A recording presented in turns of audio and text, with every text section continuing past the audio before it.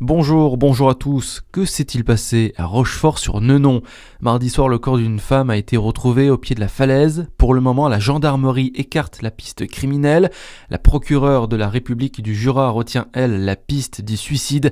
Le maire témoigne, il affirme qu'il faisait beau ce jour-là et que plusieurs personnes étaient présentes et ont pu assister à la scène. D'après Jacques Giraud, le dernier incident semblable remonte au début des années 2000. Un trafiquant de drogue pris en flagrant délit à Dijon, ça s'est passé mardi. Des agents de la police de la BAC ont repéré un livreur de stupéfiants en pleine transaction avec un client. Les deux hommes de 41 et 36 ans ont été interpellés. Dans la voiture, les agents ont saisi 200 grammes d'héroïne et 42 grammes de cocaïne. L'homme soupçonné d'être le vendeur a été présenté hier au parquet en vue d'être jugé. Le client présumé, lui, sera convoqué devant le délégué du procureur prochainement. Devenir senior n'est pas forcément une mince affaire et cela tombe bien, la maison des seniors du Centre communal d'action sociale de Dijon a lancé la Papothèque, une caravane itinérante créée pour aider les plus âgés dans leur quotidien. Elle était présente en début de semaine au hall de Dijon, Lina Sidi Moussa.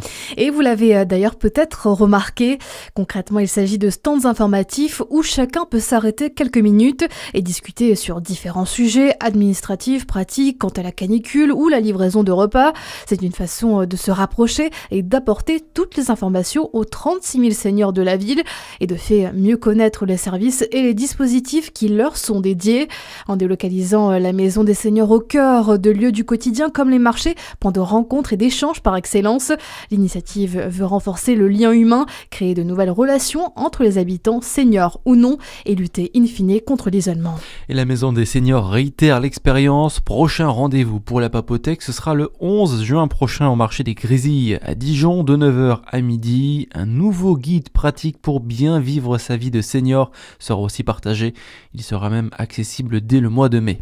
Dans l'actualité aussi, le cessez-le-feu en Iran doit inclure le Liban pour être crédible et durable selon Emmanuel Macron. Le président français a une nouvelle fois affirmé sa position hier face à ses homologues iraniens Massoud Pezeshkian et américain Donald Trump lors d'un entretien.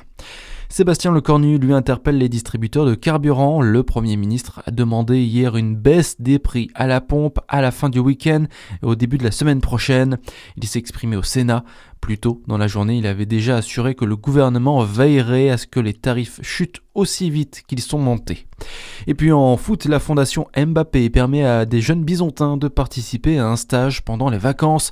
30 jeunes de la section foot du collège Proudhon à Besançon enchaînent les entraînements, mais aussi les ateliers citoyenneté et les ateliers pédagogiques. Voilà pour l'actu, à suivre votre météo sur Fréquence Plus.